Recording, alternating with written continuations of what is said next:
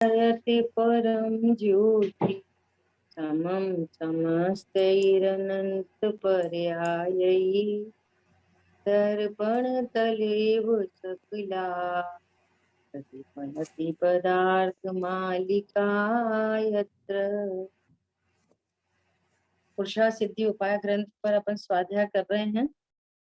यहाँ अतिचार की चर्चा चल रही है और अपन लास्ट में अतिथि संविभाग व्रत के 5 अतिचार की चर्चा कर रहे थे। इसमें 5 अतिचार क्या आए कि घर के कार्य में अधिक व्यस्त होने के कारण किसी दूसरे के हाथ से दान दिला देना, है ना। आहार की वस्तुओं को कमल पत्रादिक हरे पत्तों में रखना या फिर सचित पदार्थों से ढकना, है ना। मुनि महाराज की अतिथि संविभाग है ना, तुमने अतिथि का इंतजार नहीं किया, है ना। उस समय घर पर न मिलना और दान देते समय आदर भाव न होना या फिर किसी अन्य के घर आहार हो जाए तो उससे ईर्ष्या करना, है ना। इस तरह के 5 अतिचार यहाँ पर अतिथि संविभाग में कहे। हाँ दीदी। देखो पेज नंबर 320 पर सेकंड पैराग्राफ में जो कल अपनी बात आई थी, द्रव्य से प्रभुता और पर्याय में लघुता। तो गुरुदेव श्री स्वामी कार्तिकेय अनुप्रेक्षा में ऐसा वर्णन करते हैं, अरे मेरी पर्याय तो तुच्छ तृण जैसी है। अपने को ऐसे तृणवत मानता है। कहाँ परमात्मा केवल ज्ञान, कहाँ संत अतीन्द्रिय आनंद में झूठे, जिन्हें दुनिया की कुछ परवाह नहीं, उपेक्षा हो गई। मुनिराजों को क्या हो गई? दुनिया की उपेक्षा हो गई। उपेक्षा मतलब दृष्टि में ये परद्रव्य हैं, अब ऐसा जानकर न उनसे राग है न द्वेष है, इसका नाम है उपेक्षा। समझ में आ रही है बात? सब ध्यान नहीं इनका। की अपेक्षा सदा घटित करना पहले। कैसा विश्वास है कि पर को पर जान, दुनिया सब पर है ना। हम एको खलु शुद्ध, मैं एक हूँ, शुद्ध हूँ, ज्ञान दर्शन से परिपूर्ण हूँ, ऐसा। तो अब पर को पर जाना तो उसके प्रति राग द्वेष नहीं है, इसका नाम उपेक्षा हो गई। ऐसे संतों का पुरुषार्थ और मेरा यह कहाँ। देखो ये पर्याय को देखकर पुरुषार्थ कहाँ होता है? द्रव्य में, गुण में कि पर्याय में? द्रव्य स्वभाव में कि पर्याय स्वभाव में? द्रव्य में। पुरुषार्थ कहाँ होता है? देखो ये सब बहुत लॉजिक से समझने की बातें हैं। जहाँ कार्य हो वहां पर पुरुषार्थ लगे। क्या बोला? पुरुषार्थ कहाँ पे होता है? कार्य तो पर्याय में होता है। पर्याय में। हाँ कार्य तो पर्याय में होता है, द्रव्य में तो कोई कार्य होता ही नहीं। हाँ जी। द्रव्य अनादि अनंत एक रूप है, तो द्रव्य के लिए क्या पुरुषार्थ चाहिए? में ध्यान रहे बस इसका लक्ष्य। लगे 5 समवाय कहाँ लगेंगे? 5 समवाय पर्याय में। तो पुरुषार्थ नाम का समवाय भी कहाँ लागू पड़ेगा? पर्याय में। और समझ में आ रहा है? ऐसा ऐसे संतों का पुरुषार्थ और मेरा यह कहाँ। ये पर्याय का बराबर ज्ञान कि पर्याय में 5 समवाय में ऐसा ही पुरुषार्थ समवाय प्रकट नहीं हो रहा कि ये सर्व कषाय का अभाव हो सके। तो उसको कह रहे हैं कि मेरी पुरुषार्थ की कमी। समझ में आ रही है? कहाँ श्रेणी आरोहण करने वाले भावलिंगी संत, कहाँ उनका पुरुषार्थ, कहाँ केवल ज्ञानी परमात्मा का पुरुषार्थ। समझ में आ रही है? ऐसा।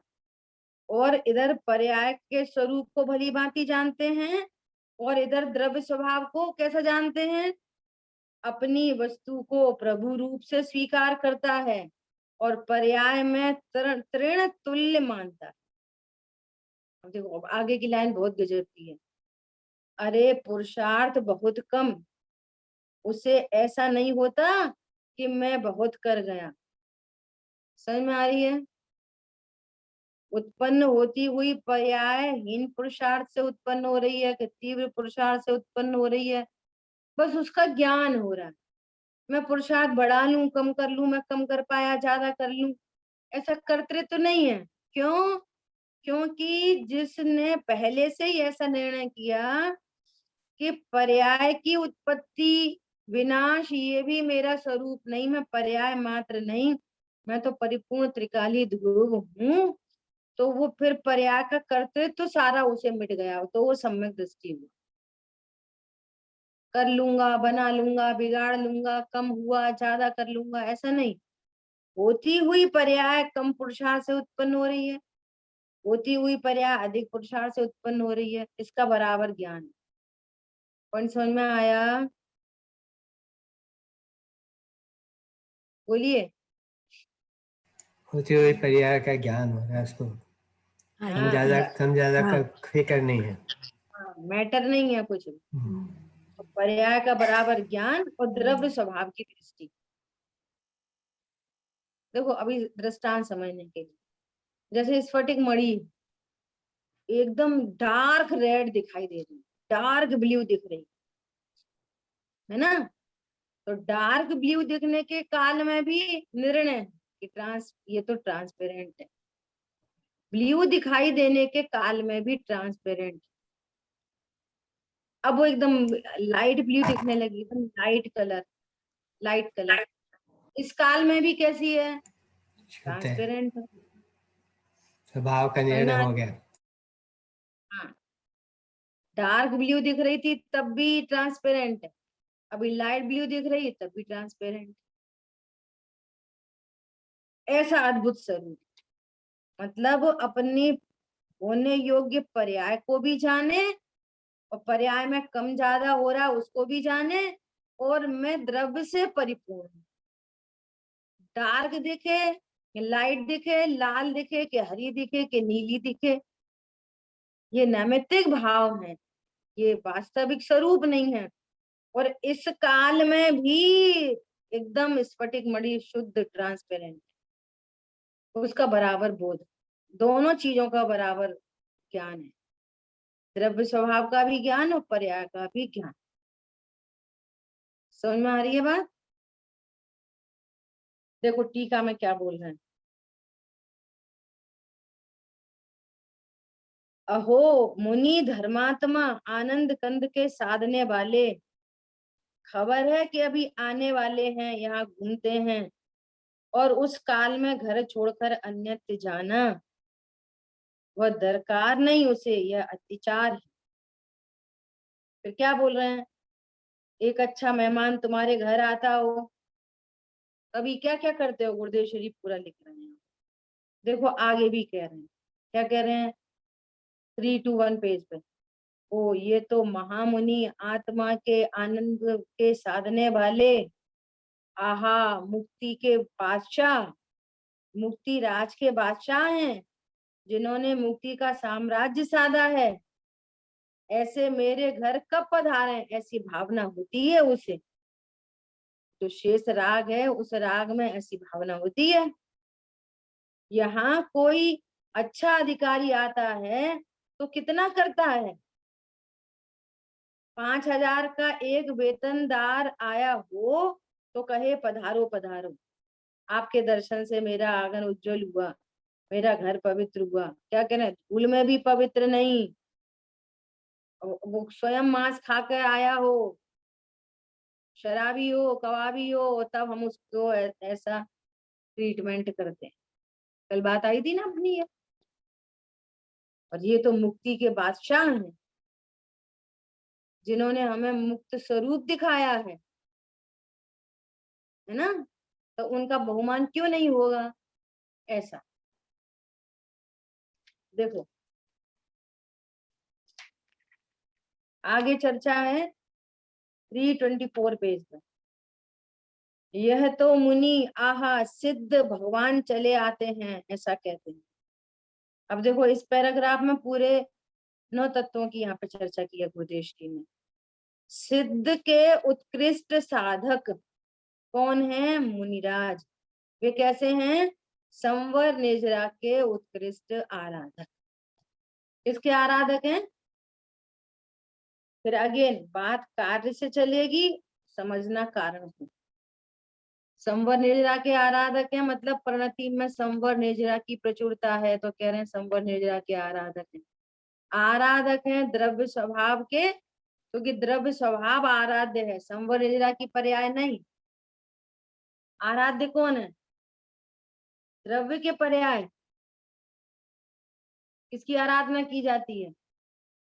कथन ऐसे मिलेंगे, हमें तुरंत वहां से बात समझनी चाहिए। द्रव्य के स्वभाव की आराध्य तत्व है और उसके उसके लक्ष्य से संवर निजरा की वृद्धि हो रही है, उत्कृष्ट संवर निजरा प्रकट हो रहे हैं।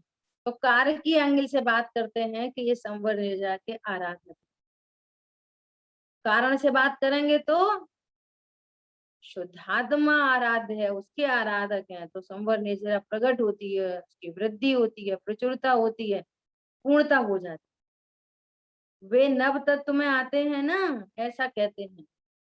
नव तत्व की श्रद्धा में संवर निजरा के उत्कृष्ट साधक बने वाले, साधने वाले वे गुरु हैं। वे गुरु की श्रद्धा में आते हैं। मोक्षा प्रकाशक जी को याद किया है ना।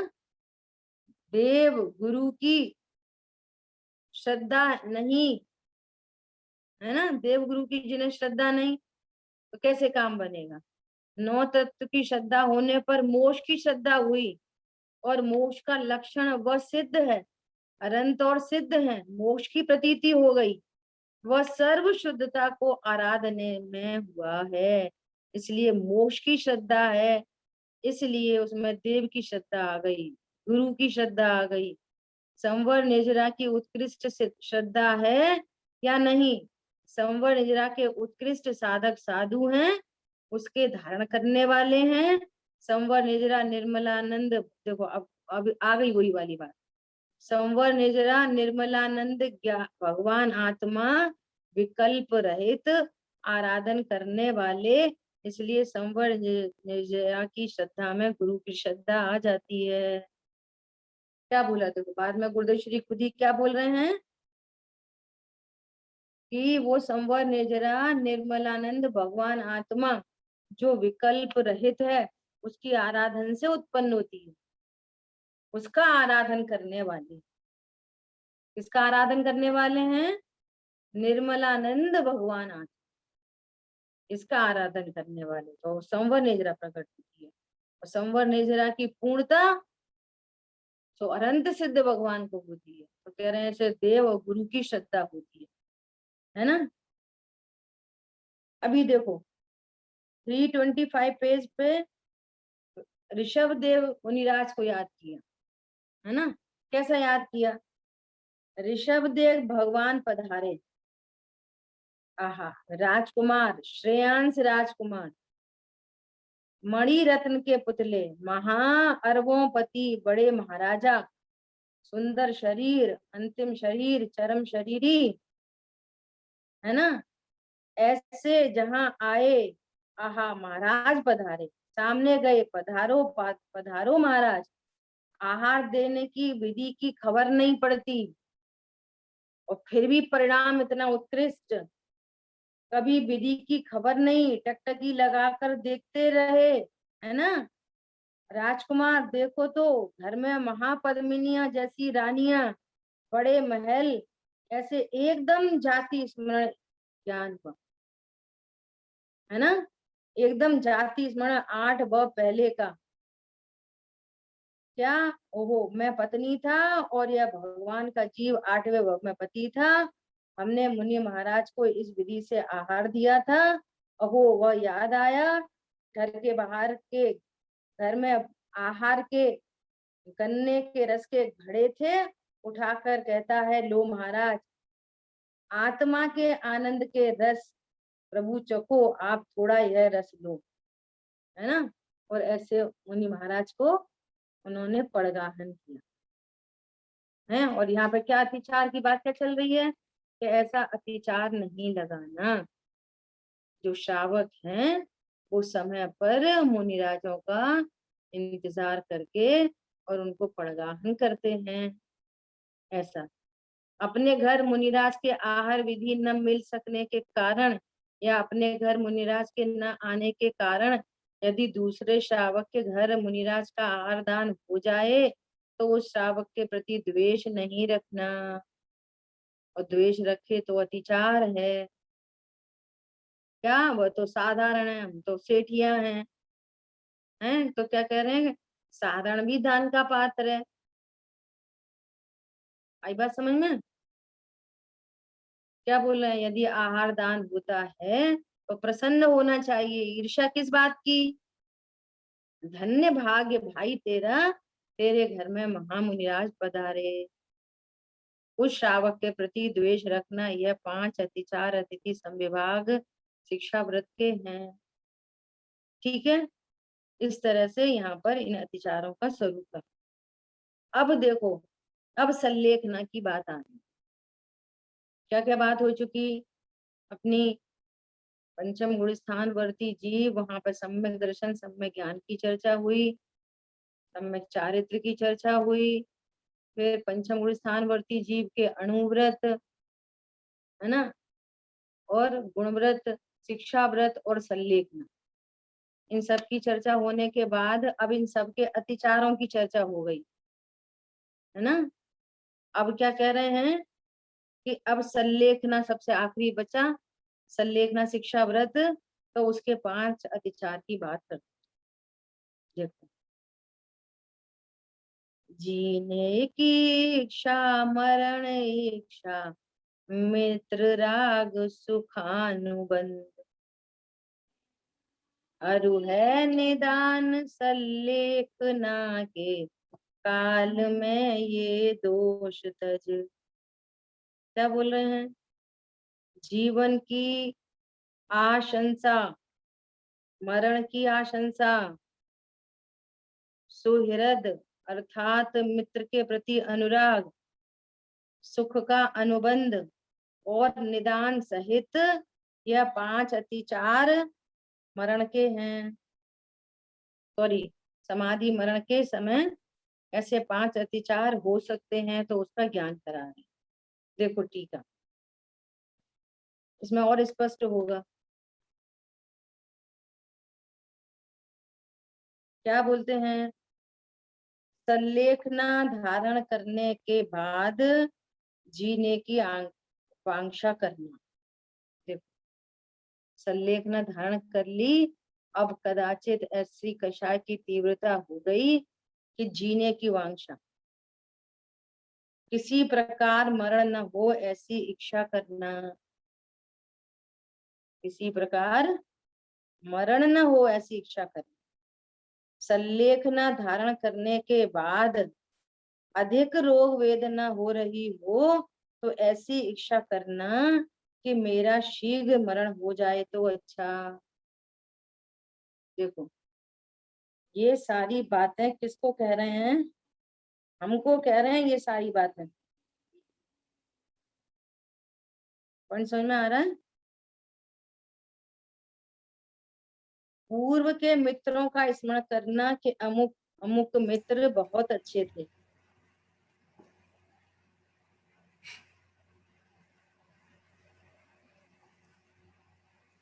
और मैं उसके साथ क्रीड़ादि कार्य करता था।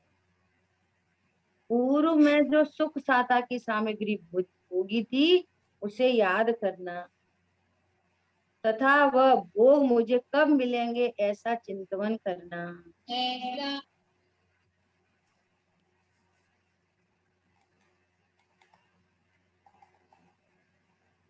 समझ में आया? हाँ जी। तो यह 5 सल्लेखना के अतिचार हैं। फिर से, सल्लेखना धारण करने के बाद जीने की वांछा, वेदना यदि बहुत अधिक हो तो मरने की वांछा, पूर्व में मित्रों के साथ कोई भोग भोगे हों, कुछ की क्रीड़ा आदि की हो तो उसको याद करना, और पूर्व में सात्विक की सामग्री उपलब्ध हुई हो, उसको भोग भोगे हों तो ये भोग मुझे कब मिलेंगे, ऐसे विकल्पों में रहना। और आगामी काल में अच्छे अच्छे भोगों की प्राप्ति करना। यह 5 संलेखना के अतिचार भावार्थ। इस प्रकार सम्यक दर्शन 5 अणुव्रत, 3 गुणव्रत, 4 शिक्षा व्रत और 1 संलेखना, इन 14 के 70 अतिचारों का वर्णन कर चुके। अब नैष्ठिक श्रावक को इन सब का जहां तक जितना बन सके उतना यथाशक्ति अतिचार रहित पालन करना चाहिए, तभी मनुष्य भव मिलना सार्थक। ये मनुष्य भव मिला वैसा नहीं है कि हम जैन हैं, कोई भी किसी को भी मनुष्य भव मिला, उस मनुष्य भव की सार्थकता इनसे। भैया उन्हें तो स्वरूप समझने नहीं मिला, तो चलो हमको तो मिला है ना, हमको तो कितनी गोल्डन अपॉर्चुनिटी मिली है, विचार करो। सत समागम मिल गया, सच्चे देवशाह गुरु मिल गए, समझने योग्य बुद्धि मिल गई। अब ये मनुष्य भव कहाँ चला जाना चाहिए, थोड़ी सी छोटी सी ये रूढ़ियों में नहीं कि हम तो पूजा करते हैं, स्वाध्याय करते हैं, रात्रि भोजन नहीं करते, व्रत आदि पालते हैं, सामायिक करते हैं, इन मात्र क्रियाओं में नहीं, तत्व निर्णय में उपयोग को लगाना चाहिए। तत्व निर्णय, और तत्व निर्णय पूर्वक सम्यक दर्शन हो। फिर कह रहे हैं अणुव्रतों को धारण करे, है ना, उनमें अतिचार नहीं लगने दे,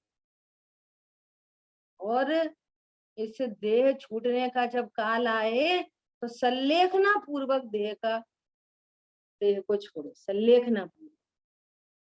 ये मनुष्य भव की सार्थकता है। विचार, जराशय बाहर में प्रतिकूल परिस्थिति होती है, आगे गुरुदेव श्री बहुत कहेंगे कि भैया ये सब ऐसे नहीं होता, इसके लिए पूर्व पूर्व में अभ्यास चाहिए। अचानक सडन किसी को संलेखना मरण नहीं होता, समाधि सडन किसी को नहीं होती, और समाधि कोई शरीर की क्रिया विशेष का नाम नहीं है। समाधि परिणामों की शांति का नाम समाधि है। समझ में आ रही है बात? देखो कितनी गजब की बात है, गुरुदेव श्री के प्रवचन से पढ़ते हैं अपन, है ना।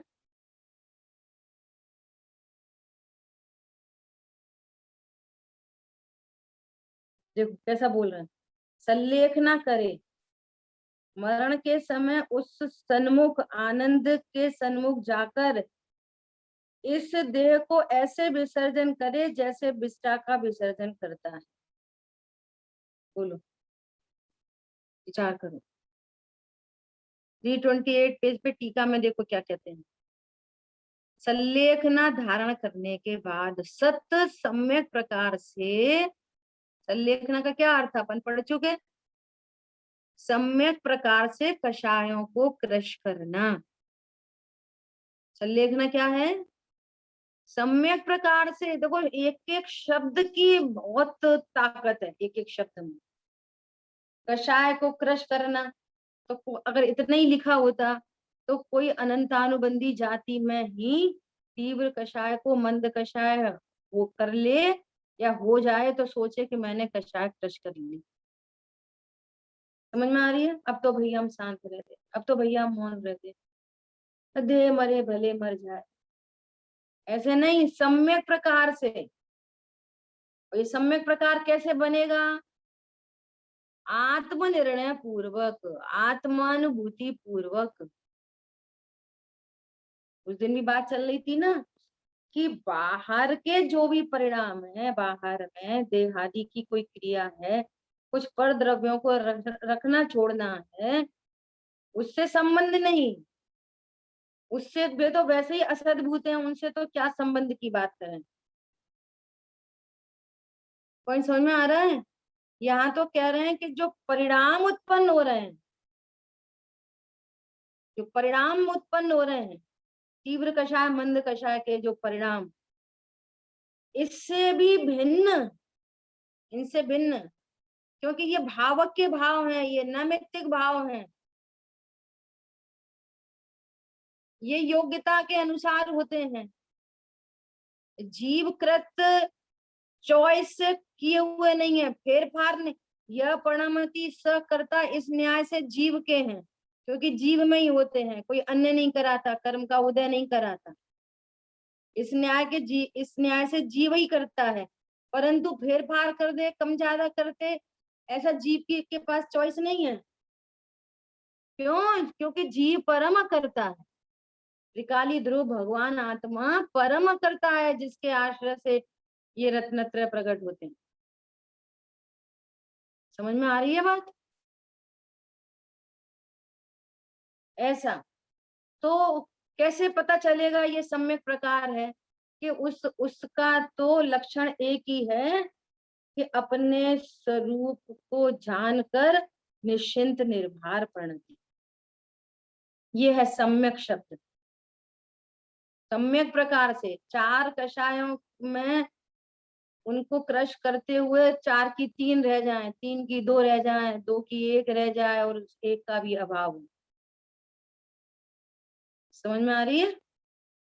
ये सम्यक प्रकार से कषाय को क्रश करके पतला करके देह छोड़ना। कषाय पतली होती चली जा रही है, 4 को मोटा मोटा बंच था, तो पतली होती जा रही, पतली होती जा रही, 4 की 3 रह गई, 3 की 2 रह गई, 2 की 1 रह गई। इसका नाम है संलेखना। संलेखना कोई देह की क्रिया मात्र नहीं, संलेखना कोई मंद कषाय रूप परिणाम नहीं,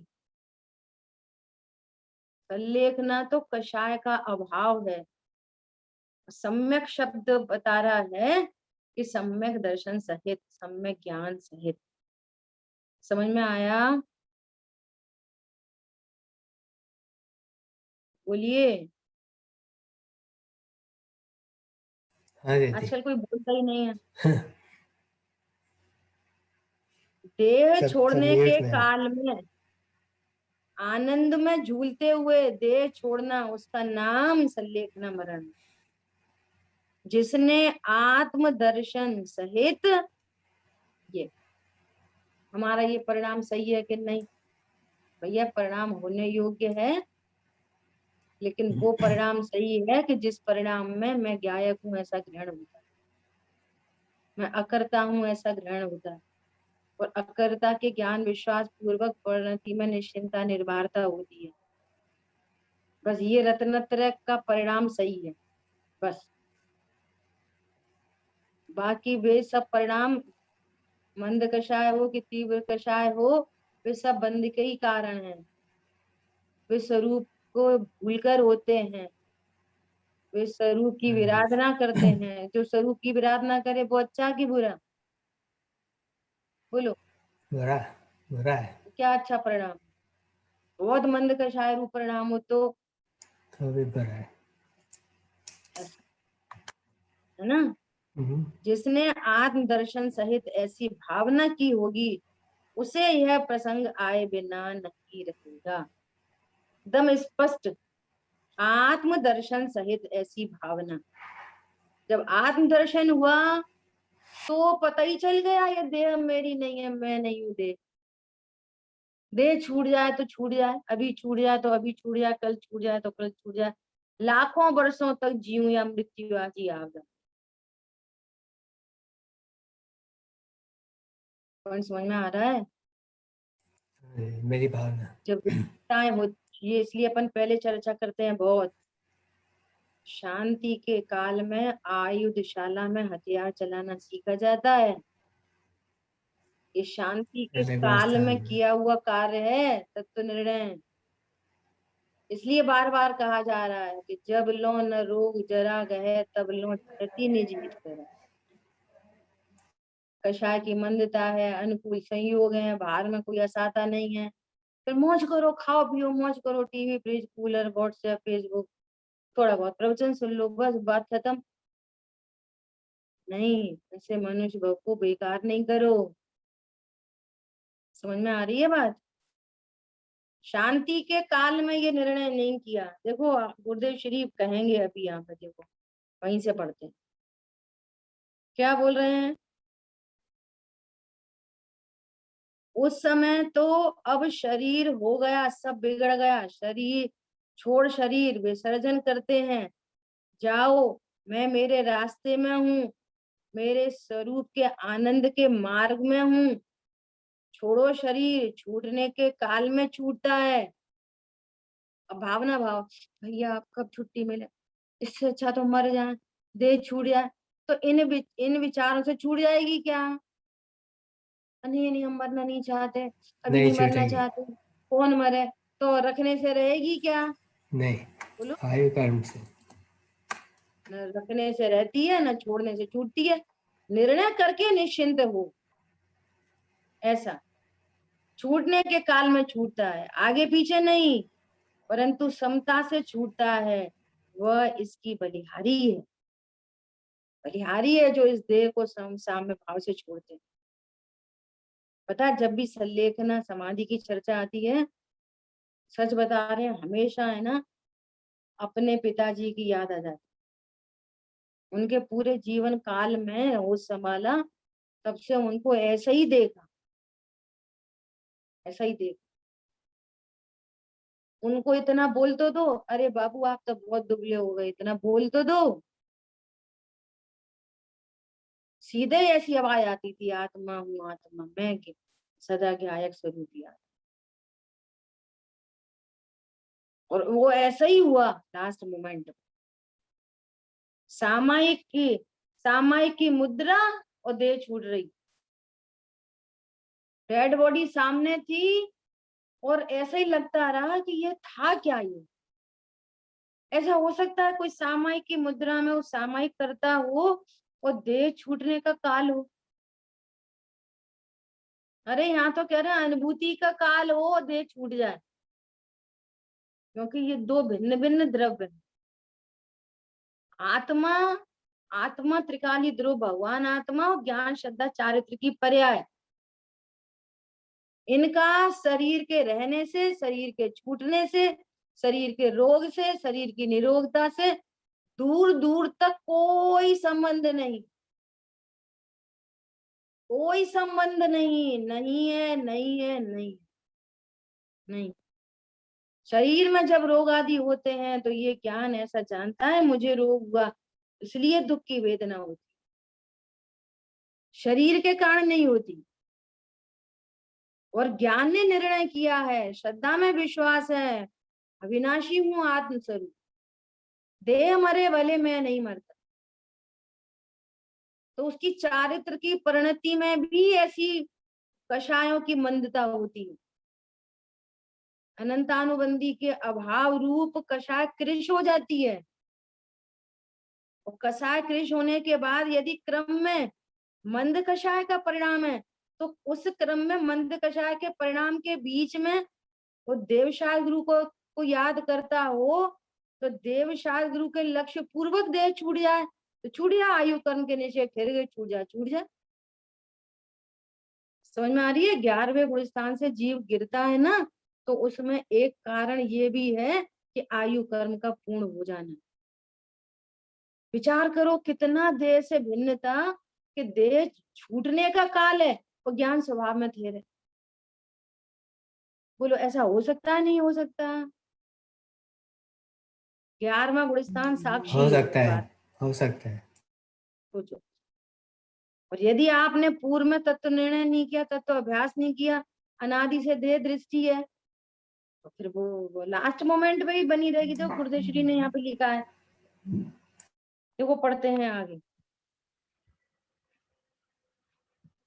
पहले से ये सब प्रयोग किए होंगे उसे यह अवसर आएगा, परंतु जिसने कभी स्वप्न में भी साधा नहीं कि यह देह छूटे तब क्या होगा। विचार करो, ये देह छूटे तब क्या होगा।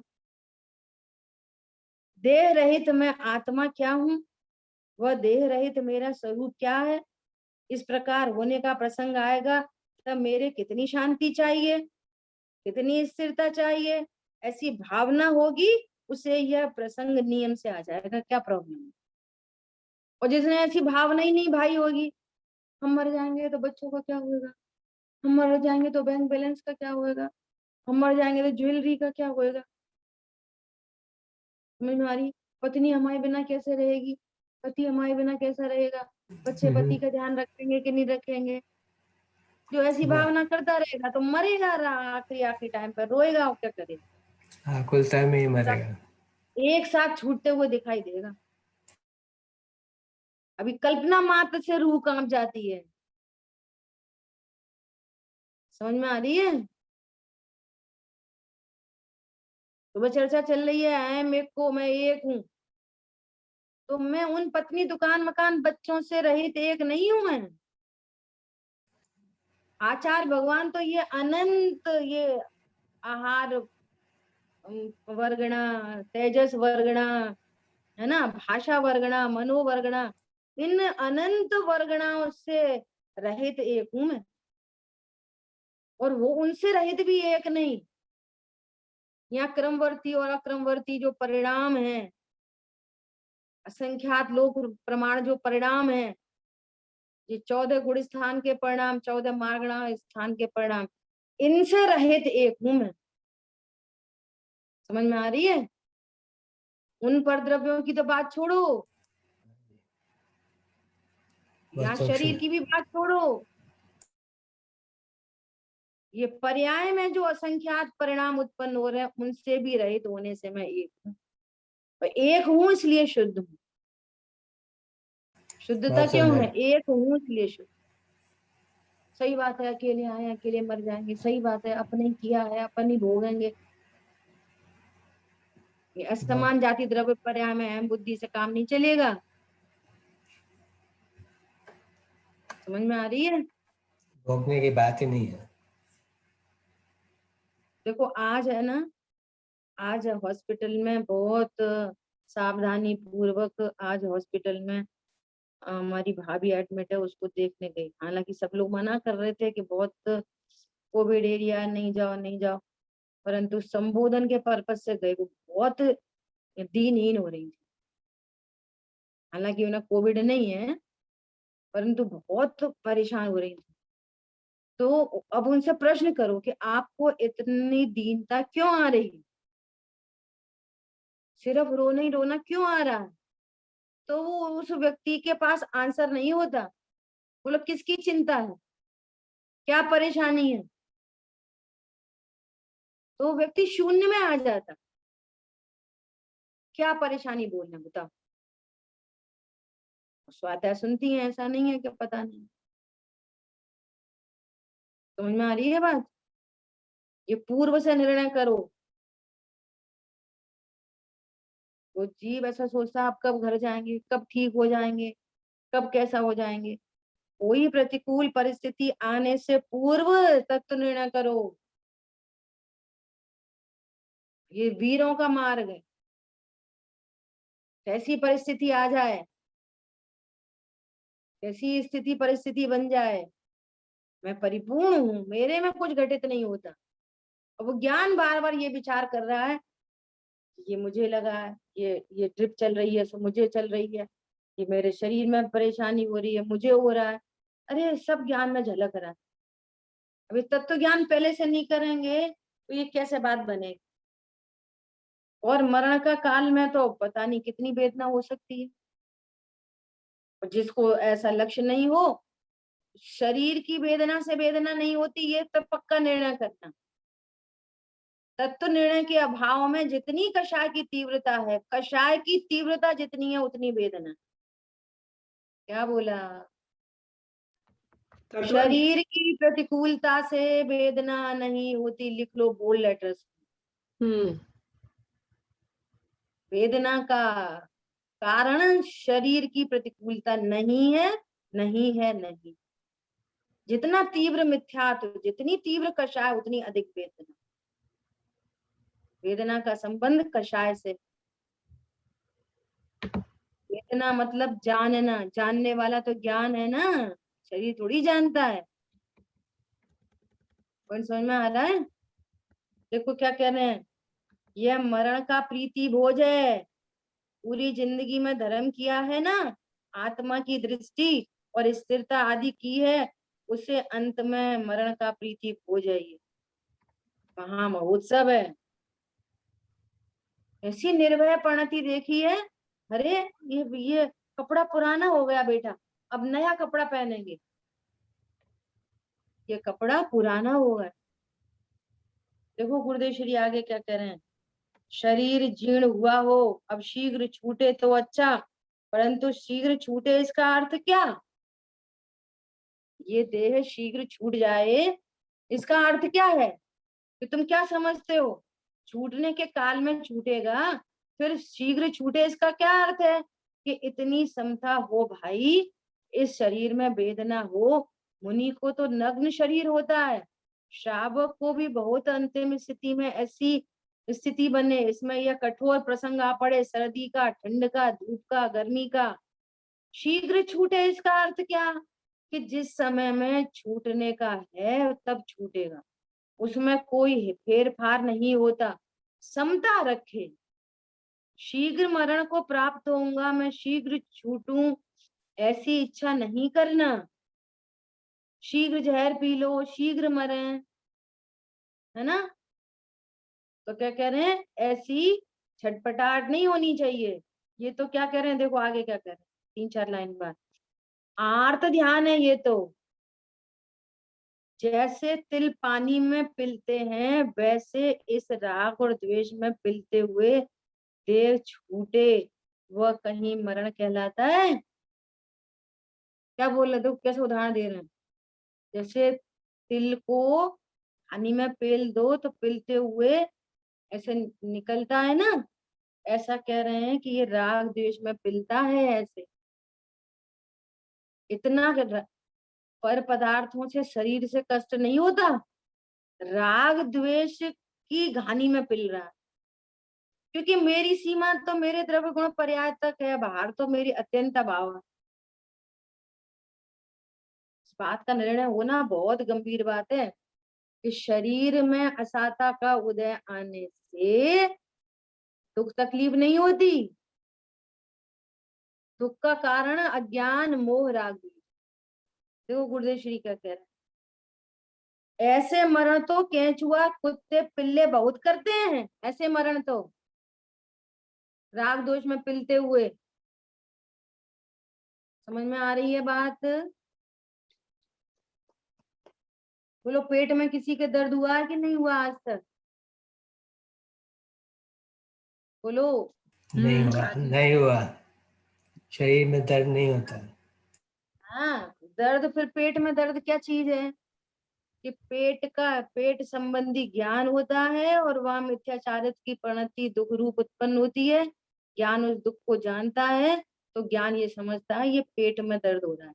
पेट में दर्द नहीं होता, पेट तो पुद्गल परमाणु है, तो पुद्गल परमाणु में दर्द होता है क्या? अरे भोगों के काल में वो जो सुख जैसा लगता है वो आत्मा की पर्याय है।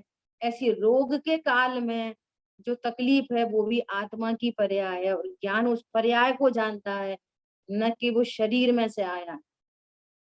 जैसे विषय भोगों से सुख नहीं आया, वैसे ही शरीर की में प्रतिकूल परिणमन होने पर दुख नहीं आता शरीर में। उसी हेतु से, उसी न्याय से। समझ में आया? अरे आया कि नहीं आया? जी हाँ जी। देखो स्पष्ट लिख रहे हैं, ऐसे तो कुत्ते पिल्ले भी मरते हैं। जिसका समाधि मन शांत मरण से मरना, जिसमें ऐसा दुख आवे तथापि शीघ्र छूटे ऐसा विकल्प न आए, देह छूटे ऐसी वृत्ति नहीं आना, भले ही एक क्षेत्रावगा संबंध है। देखो ये नीचे की 2-3 लाइन है ना, ये बहुत इंपॉर्टेंट लाइन है ना, इसकी चर्चा अपन कल करेंगे। ये निमित्त की बात आ रही है, निमित्त जिस समय है वैसा छूटेगा, इसका क्या अर्थ है, इसकी चर्चा अपन कल। ठीक है। समय हुआ निर्वाणी के ज्ञान से सूझे लोकालो, सोवाणी मस्तक नम सदा दे तुम दो। बोलिए द्वाष्टांगमयी जिनवाणी माता की जय हो। जय हो। जय हो। जय जिनेन्द्र। जय